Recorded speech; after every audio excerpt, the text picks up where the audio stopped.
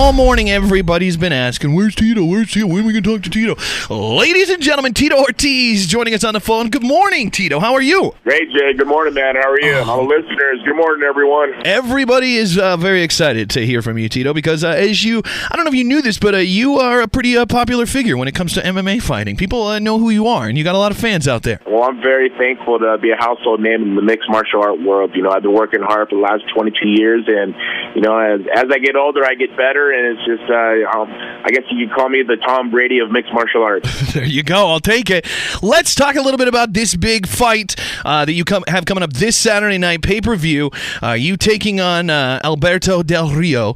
Tell us a little bit about, first of all, how this came about. Like, how did this, because you haven't fought for a while. Well, I fought last year against Chuck Liddell. I stopped him in the first round, you know, and then I came to kind of crossroad in my life of what am I going to do next? You know, I felt healthy. I felt strong. I mean, my fight went quick. I made him look old. I made him look slow. You know, so I had to make a phone call. I picked the telephone and I called Randy Couture, who's a good friend of mine, and I asked Randy, I said, Randy, when you were 43, what made you come back and win the heavyweight world title for the UFC? He's like, Tito, I didn't feel like I was done. I felt like I had a lot more to do, and that's all I needed to hear. I was like, Randy, thank you so much, man. You have a good day. And I went downstairs, brought my boys to the table, my sons and my girlfriend. I said, everyone, I still want to fight. And they had a big smile on their face. My boys were like, Dad, I'm so happy you made the decision. We know you can do it. Go, Dad. And I reached out to Bellator. I reached out to UFC. And then all of a sudden, out of nowhere, this company, Combate America, came to me. And they said, they gave me a deal I couldn't refuse. And they said, there's an opponent who wants to fight you. His name's Alberto Del Rio. And I took a second take. I was like, excuse me, you mean Alberto Del Rio, the former heavyweight champion of the WWE? They're like, yeah. And I was like, right before I could jump on and say yes, of course, I was like, let me do a little history check here and just find out exactly, make sure I'm not getting set up. And I watched his career of 9-5 in mixed martial arts. So he knew how to fight, you know, being a former Greco-Roman wrestler, and placed it in the Pan Am Games for Mexico. I knew he had a competitive mixed martial art record with wrestling skills. But then seeing him as a WWE wrestler, you know, I know Brock Lesnar, who became the heavyweight world champion for WWE, everybody thought he was going to get smashed. He ended up becoming the heavyweight champion for UFC. And I was like, okay, you know what? I love a challenge. Let's do this. So I signed on the dotted line, and, you know, here we are, almost 20 weeks later, ready to fight. We're doing it. And speaking of ready to fight, you are, as you said, you looked into this. It's not just a dude, you know, who fought in WWE and doesn't know anything about fighting. he is a competitor. You will not be, I don't want to use the term easy, but I've heard what you're saying about this fight. Are you not going to use the word easy, but you're pretty handily going to take him. That's right? Well, let me tell you, I told him if he could make it to the second round that I would donate $50,000 to his charity. So that's how much confidence I have in my skills. I put myself through hell over the last 19 weeks, and that's with the 1-9. Yes, 19 weeks of training. I've done everything to prepare for this fight. There's not one rock unturned behind me. I did everything I possibly could do. No injuries. I'm very, very thankful. It's been a great camp, positive mindset. Physically strong, fast, aggressive. This is going to be an aggressive, fast-paced fight. So let's see if he can handle it and see if he can hang with me, with myself. He can't. He cannot. I'll answer that for you right now, Tito. Also, though, you mentioned calling Randy Couture. I just want to let you know, before Randy's comeback, he came to Billings. He was on our show here in the studio, hung out with us. He went into a MMA fight here that I was emceeing. And then he went and won his fight. He did well. So this show is kind of like a good luck charm. So even if you were feeling a little worried about the fight, you're going to be okay since you came on here. So congratulations.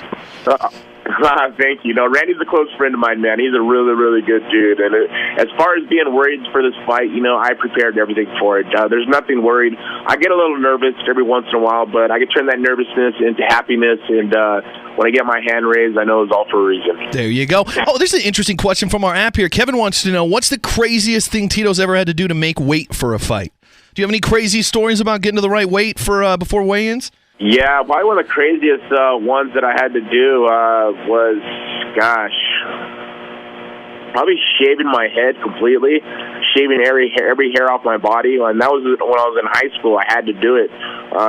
But as a fighter, I cut 32 pounds in 2 days, and I was in Toronto, and the weather was at 12 degrees, and it was really, really, really, really cold, so it was really hard.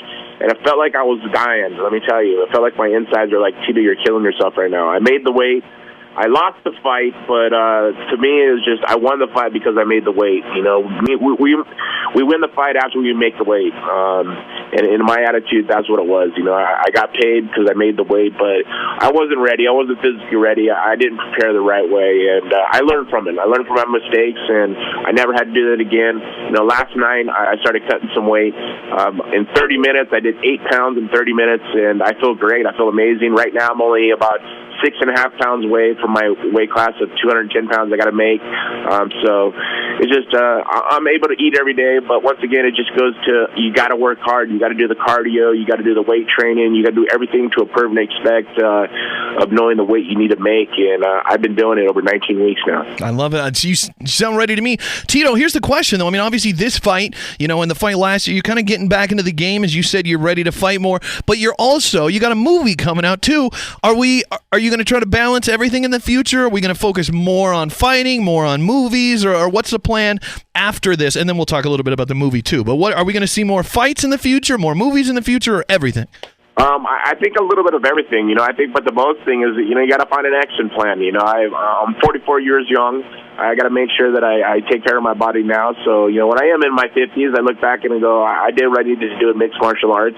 You know, I'm not going to fight when I'm 50. I'm going to make sure these next 2 years are competitive. The next 2 years, I think, make the most out of it in mixed martial arts. But acting is the end game, I think. And on Saturday night, on this new film that I worked with Bruce Willis and Nikki Whalen, Trauma Center, it was something I love. I get the same type of enthusiasm that I do for my fights, and it's amazing. It is very hard work to act. It's not something easy. All of a sudden, you memorize your lines and you say them on camera, and it's that easy. No, you got to have inflection. You got to have, you know, the understanding of how you're going to say your lines the right way, so it sells on camera. And I think for this film on Trauma Center, I did that. I love it, man. I can't wait to check it out. And that's out in select theaters this weekend and on demand as well. So look for that. Trauma Center. You got Bruce Willis. You got Tito. How can you argue with that? Somebody, Ryan here, who says you're his favorite fighter of all time, said, who was the one opponent that you truly disliked? Was it Shamrock? Yeah, all these fights, who was the one guy out there you still are like, yeah, I'm glad I beat him, or I hate that I lost, but he's still a douche? I would say, you know, people would think it was Ken Shamrock, but me and Ken Shamrock and Couture now we're cool. But I'd say Chael Sonnen, and this is a guy that I wish I wish I didn't even know his name. I mean, this guy had no business even fighting at all. And for him saying the things he said about me through his career, I can't even unplugging his name right now. I probably just should have said I know. I was like, Sonnen, who? Yeah, I don't even know who you're talking about. It is what it is. I just like the guy. The guy's a complete douche. There you go. We will add him to the top of the list. What about so now that we're getting your fight against Alberto this weekend, are you wanting more WWE guys to enter MMA as well? Or is it, I mean, do you think that's a good... No, not really. I mean, I think this is one of those ones that he called me out and he wanted to fight me, and I'm going to shut him up. I'm going to dig a grave and bury him in it and step on his face and walk away. There you go. Is there a chance of me going into WWE having some fun? There's the theatrical side of it. I've always loved it. I've always been a big fan of it, even as a kid. My kids are huge fans of it, and I don't know. There may be a future there also. That's what I was going to say. So you're thinking about a future in the WWE. If you win this title, you've got the WWE title. You're opening us up to the possibility of Tito Ortiz maybe jumping into the WWE a little bit? There's a possibility, but I don't know. Are those wrestlers afraid of Tito Ortiz? That may be the problem. I may snap a fuse and try to break some necks and break some arms and choke some guys out or knock some guys out. So I don't know. Do they let me do it? And that'll be the future. We'll see what happens. There you go. We've got on a personal note here, Tito. We have a local MMA fight coming up here very soon, and we also have a guy who's working with us here who's challenged another one of our coworkers to a fight. fight. He's 70 pounds lighter. One of the guys is a pretty stocky, decent-sized fella, but seems meek and mild. The guy that's fighting him is a little scrappy, but he's a string bean, and they're going head-to-head in this fight. His, I think, strategy is just to run and try to wear him out. Is that a good strategy for the underdog, or do you have better advice? Well, I mean, he better have some good jiu-jitsu game. I would imagine the bigger guy has a little bit of wrestling game. If you got jiu-jitsu game, you wear a guy out. I mean, they are 3 5-minute rounds. Unless they're amateur, then they're only 3-minute rounds. So do a lot of cardio if you're the string bean, and make sure you do a lot of jiu-jitsu and takedown defense. And I know it's a different game, man. You can't just go about just cardio and winning the fight. You got to have technique also. And as the big guy, I mean, even if you have no knowledge, try to get the string bean on the ground, right? Because once if you're heavier than him, you get him down and you're in charge, right?